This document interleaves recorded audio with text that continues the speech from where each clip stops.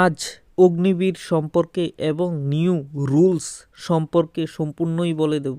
ভারতীয় সেনার অগ্নিবীর প্রকল্প নিয়ে আবারও গুরুত্বপূর্ণ তথ্য সামনে এসেছে। 2022 সালে শুরু হওয়া এই প্রকল্প প্রথম ব্যাচ এখন 4 বছর পরিষেবা সম্পূর্ণ করার পথে। ফলে হাজার হাজার অগ্নিবীরের ভবিষ্যৎ নিয়ে যে প্রশ্ন উঠেছিল, সেনাবাহিনী এবার তার স্পষ্ট জবাব দিল। নির্দিষ্ট নিয়মকানুনের মাধ্যমেই সেনার তরফে জানানো হয়েছে, স্থায়ী সৈনিক হওয়ার ক্ষেত্রে শৃঙ্খলা ও নিয়ম মানাই হবে সবচেয়ে গুরুত্বপূর্ণ মাপদণ্ড। জুন জুলাইয়ে হবে হাজার হাজার অগ্নিবীরের ডিসচার্জ। প্রাপ্ত তথ্য অনুযায়ী জুন ও জুলাই মাসে 4 বছরের পরিষেবার শেষে 20,000-এরও বেশি অগ্নিবীরকে ডিসচার্জ করা হবে। এদের মধ্যে প্রায় 25% অগ্নিবীরকে তাদের পারফরম্যান্স, লিখিত পরীক্ষা এবং শারীরিক সক্ষমতার ভিত্তিতে স্থায়ী সৈনিক হিসাবে পুনরায় সেনাবাহিনীতে নেওয়া হবে। বিয়ে নিয়েও সেনাবাহিনীর কড়া নিয়ম। স্থায়ী কমিশন সংক্রান্ত বিষয়ে বিয়ে নিয়ে সেনা অন্তত স্পষ্ট নিয়ম জারি করেছে।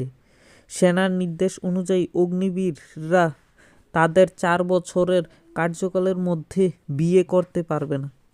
এমনকি ডিসচার্জ হওয়ার পরেও সঙ্গে সঙ্গে বিয়ের অনুমতি মিলবে না, যতক্ষণ না স্থায়ী সৈনিক হওয়ার পুরো নির্বাচন প্রক্রিয়া শেষ হয় এবং চূড়ান্ত ফল প্রকাশ হয়, ততক্ষণ অগ্নিবীররা অবিবাহিত থাকতে হবে। নিয়ম ভাঙলে স্থায়ী চাকরি বাতিল।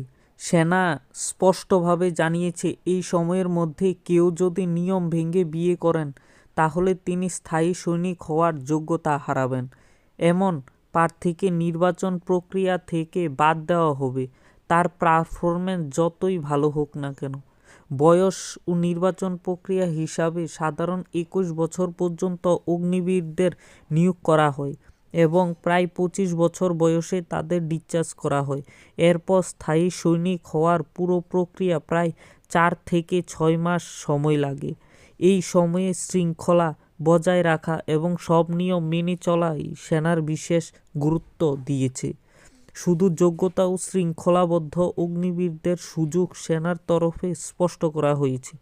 শুধুমাত্র সেই অগ্নিবীররাই স্থায়ী কমিশনের জন্য আবেদন করতে পারবেন যারা 4 বছর পরিষেবা সফলভাবে সম্পূর্ণ করেছেন, যাদের সার্ভিস রেকর্ড ভালো এবং যারা পুরোপুরি সময় জুড়ে অবিবাহিত ছিল। তো আশা করি আর্মির এই নিউ রুলস এবং অগ্নিবীর সম্পর্কে আর কোনো প্রশ্ন নেই। আর তোমাদের কিছু প্রশ্ন থাকলে আমাকে কমেন্ট করো, আমি রিপ্লাই দেব।